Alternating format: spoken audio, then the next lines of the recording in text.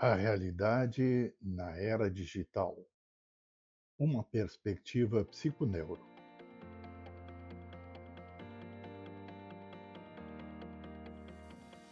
Vivemos um momento fascinante e desafiador. A relação entre o sujeito e o objeto está sendo constantemente redefinida. O eu, a coisa e o outro. Especialmente isso acontece com o avanço das tecnologias digitais, que se interpõem entre o que eu percebo de mim, o que eu percebo das coisas e dos outros. Mas eu acredito em algo fundamental. Não importa apenas como a sua neurologia, e por mais que você conheça a sua neurologia, afeta você, como é que você conhece funcionamento neurológico, o seu, o do outro, mas sem dúvida você precisa saber como você afeta o funcionamento da sua neurologia e da neurologia do outro. Esse é um dos princípios centrais da psiconeurologia, algo que eu venho desenvolvendo ao longo de muitos anos. A psiconeurologia nos ensina que não somos mero receptores passivos de realidade. Somos agentes ativos, criadores do mundo que experimentamos. E essa criação se dá por meio das nossas interações, da imaginação e das escolhas conscientes, subconscientes e até inconscientes que fazemos cada dia.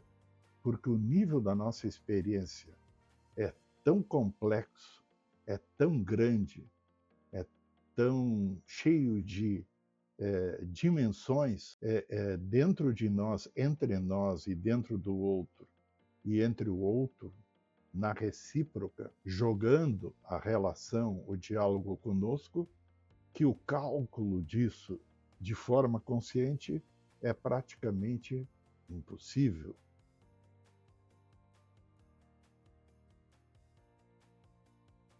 Por exemplo, em situações organizacionais, eu já acompanhei equipes em conflito profundo. E equipe em conflito profundo significa várias camadas de conflito, até o core, quer dizer, a essência do conflito. E muitas vezes a essência do conflito não está na superfície dele. O que eu propus foi simples, mas poderoso: usar as posições perceptuais. Eu no meu lugar, eu no lugar do outro, eu percebendo eu e o outro num terceiro lugar, eu numa quarta posição percebendo a mim e o outro numa terceira e também numa quarta posição, distanciada das outras três, percebendo o fluxo de espaço-tempo daquilo que a gente está examinando. Eu me incluindo, no caso, o cliente se incluindo e deixando o outro também rodar os papéis, se colocar no lugar dele. Isso é muito complexo? É muito complexo.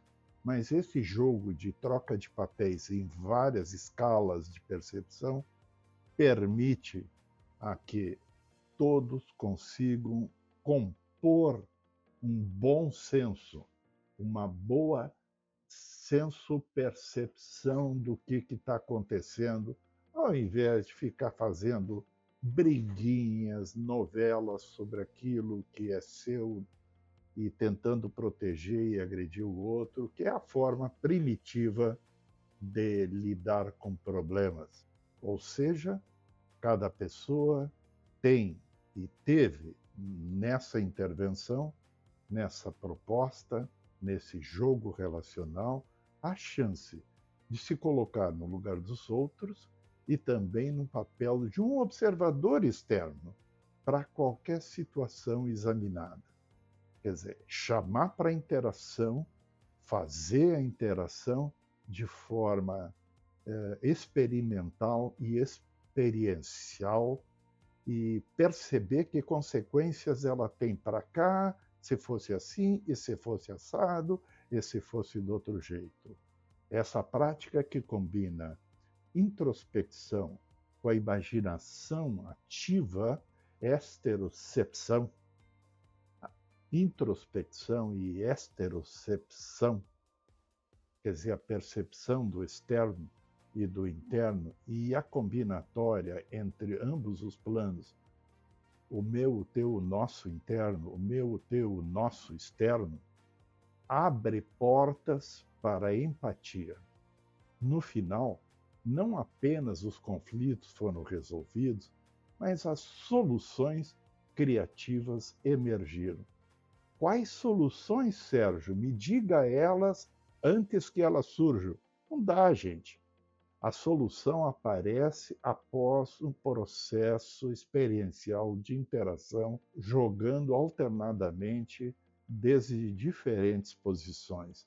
Ela é uma emergência, não no sentido de urgência e emergência, mas ela aparece após as interações, ela emerge, ela surge depois das interações.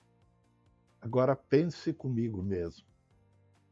Antes de pensar, precisamos imaginar. Isso pode ser percebido como contraditório. Quer dizer, como assim imaginar antes de pensar?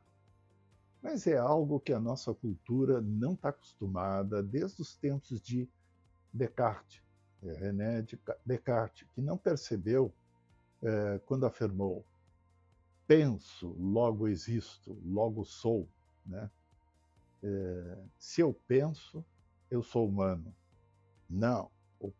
Espera aí, vamos ver o que a gente está lidando quando a gente diz que pensa. A verdade é que, sem a imaginação, no início de tudo, não conseguimos criar nada de novo. O que a gente chama de eu pensei.